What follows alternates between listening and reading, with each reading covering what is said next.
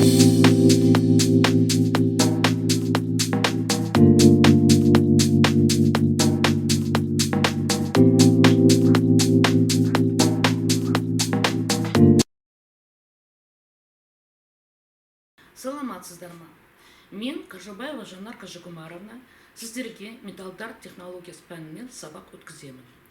Бүгінгі сабақ бізде зертханалық жұмыс. Жұмыстың атауы қаттылықты анықтау. Бүгінгі зертханалық жұмыстың мақсаты қаттылықты анықтауды үйрену. Екі әдіспен үйренеміз: Брюнель және Роквелл әдісімен. Тапсырма: бұл сабақ бойынша біз Брюнель әдісі бойынша қаттылықты есептеуді үйренеміз. Роквелл әдісі бойынша құралмен өлшейміз және болаттан жасалған үлгілердің қаттылығын анықтауды үйреніп, сол бойынша жұмыстың қорытындысын жазамыз. Бұл жұмыста біз мына құралдармен жұмыс жасаймыз. Мынау Роквелл құралы қаттылықты өлшеу үшін арналған. Мынау микроскоп. Бұл микроскоп бойынша біз қаттылықтың ізін өлшейміз. Жұмысымызды құралда қалай жасау керектігін сіздерге көрсетейін. Мынау міне қаттылықты өлшеу Роквелл құралы. Бұл құралда мына үлгі қою үшін арнайы стол бар. Мынау маховик. Бұл маховикті айналдырғанда сағаттың тілі бойынша ол жоғарға көтеріледі, ал керісінше неткенде ол төменге түседі. Мынау ұш, құралдың ұшы, ол алмаздан жасалған. Бұл құралда 3 шкала бар. А, Б, С. Біз қазір С шкаласымен қараймыз. Өйткені бізде мынау алмаз үш тұр. Егерде мынау болаттан жасалған үш болса, біз оны Б шкаласымен қараушы едік. Енді міне құрал қосылады, дүңгілерді көтеріліп, мынау үлгі столикқа қойылады. Одан кейін маховикті айналдырып көтереміз. Құралдың ұшы мен үлгі бір-біріне түйіскенде мына шкалаға қараймыз. Оны ары қарай бұрай береміз де, мына кішкентай тілін шкаланың тік қоямыз. Ол үшін онда қызыл нүкте бар. Сол қызыл нүктеге әкелеміз, қойдық. Енді үлкен нүктемен С шкаланың нөліне әкелеміз. С шкаланың нөлі міне тұр. Әкелген соң, енді мына жерде міне рычаг бар, соны басамыз. Енді қаттылық бізде көрсетіліп тұр 91. Енді осы үлгіні тағы да қайта қойып, басқа жеріне түйістіреміз. Құралдың ұшын тигіздірдік, тура сол іс әрекеттерді қайталаймыз. Кішкентай тілді көтереміз, үлкен тілді нөлге әкелеміз. Тағы да басамыз. Енді бізде 90 деп көрсетіп тұр. Оның барлығын біз дайындап қойған кестеге жазасыңдар. Ол кестеге мен сіздерге сандарын беремін.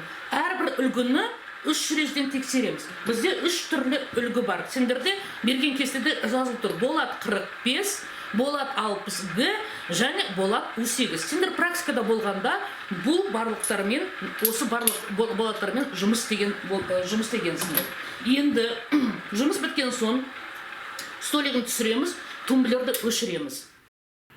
Мен сендерге тапсырмада мынандай дайын кесте бердім. Ол кестеде не бар? Роквелл құралы бойынша болат 45 айтқандай, болат 60Г, болат 18. Барлығына да бірдей күш түсірдік. 1000 паскаль. Ары қарай үштің түрі барлығында үшеуінде де алмаз. HRC дегеніміз ол қаттылықтың Роквелл бойынша белгіленуі. H дегеніміз ағылшынша айтқанда hertz, твердость. R дегеніміз Роквелл, C дегеніміз шкала. 3 резден тексердік. Әрбір үлгіні 3 резден мен сіздерге тексеріп, өзім жазып бердім. Осында болғанда өздері тексеруші едіңдер. Енді сендерге қаттылықтың орташа мәнін табып, мұн жерге жазу керек. Орташа мәнді қалай табатын білесіңдер? Үшеуін біріне қосасыңдар да, 3-ке бөліп мұн жерге жазасыңдар. Сол сендерде тапсырмаларында болады. Бұл Роквелл бойынша. Келесі әдіс Брюнель әдісі. Брюнель әдісі бойынша 3 бізде үлгі бар. Мынау болат үлгі, мынау алюминийдан жасалған үлгі, мынау шойыннан жасалған үлгі. Барлығында біз қатты алдын ала қатты шарикті бастырдық. Бастырғанда олардың барлығында мынандай іздер қалды. Бұл іздердің диаметрін біз мынау міне микроскоп электронды есептеу микроскопы. Бұны қойып, оны өлшейміз. Тура диаметрін табамыз. Микрометр сияқты.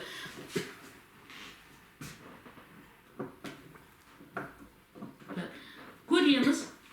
Мынаның шкаласы бар. Соның диаметрін тура тапқан соң, біз бұл диаметрді жазамыз да формулаға қойып, шығарап табамыз. Бринель әдісі бойынша қаттылықты мына формуламен табамыз. H дегеніміз жаңа айтқандай Hertz қаттылық, B дегеніміз Бринель. Мынау формула, бұл формула бойынша ана шариктің басылған іздің алаңын күшті іздің алаңына бөлеміз. Мұндағы HB дегеніміз Бринель бойынша қаттылық, P дегеніміз үлгіге түсетін күш, D деген бастырылатын шариктің диаметрі, D шарик ізінің орташа диаметрі. Қазір ол есеп қалай шығарылатын, мен сіздерге көрсетемін, сендер үйде оны өздерін шығарасыңдар. HB тең күш мында бізде, мен сіздерге кестеге жазып берем, 3000 болады. 3000. Енді пи дегеніміз 3/14, оны барлықтарын білесіңдер. Мынау бастырылатын шариктің диаметрі 10 мм. Енді оны көбейтеміз. Сол 10-нан аламыз. 10 алу. Енді мынау міне іздің диаметр. Сендерді әр қайсыларында өзінікі болады. Мен мысалы алайын 5/31 деп шығарайық. 5/31 квадратында. Қанша болатынын шығарайық. Үстіде 6000. Төменде мынау 31/4 деп жазылса болады. Так, енді 10-нан алу. Мына түбір астынан алғанда сендер мынаны түбірді құралсақ былай сокращать нетуге болмайды. Өйткені араларында минус тұр. Егер де араларында көбейту немесе бөлу болса, то мынаны екеуін қысқарта салуға болушы еді. Енді қысқартуға болмайды. Сондықтан 5/31 квадратта оны памятка сосын енді 100-ден аламыз.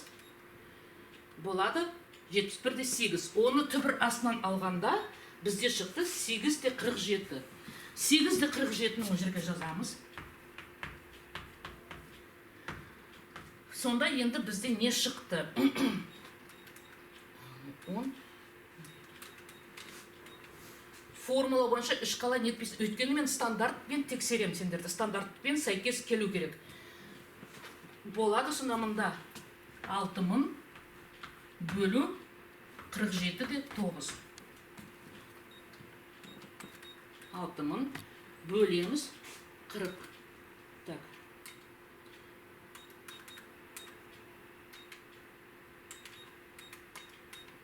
Болады 125/26.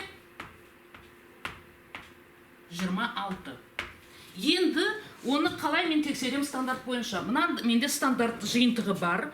Соны ашамыз, қарастырамыз. Бізде 5/31 деген шықты. 5/31. Тексерем мен сендерде. Міне мынада стандарт бойынша 126. 126 стандарт бойынша. Сендерде де мынау плюс-минус 5 бірлікке ғана қателік болуы мүмкін. Одан асып кетсе, дұрыс емес шығарылған болып саналады. Мен тапсырмаларымда, онда бағаларымды төмендетемін орындағанда. Енді оны мына таблицаға жазамыз. Бринель бойынша мына таблицаны толтырасыңдар. Мында күш бізде 3000, бастырылатын шариктің диаметрі 10, уақыт 20, ол бізге формулада керек емес. Іздің диаметрі жаңа бізде қанша шықты? 5/31. Формула бойынша бізде шықты 125-те қанша? 125/26. Стандарт бойынша 126. Есеп қалай шығарылған? Дұрыс. Осылай сендер маған тапсырасыңдар. Мен сендерге болады, шойын жұрар үшеуіне 3 берем, өзім жазып берем. Мына өлшемді сендер оны формулаға қойып шығарасыңдар.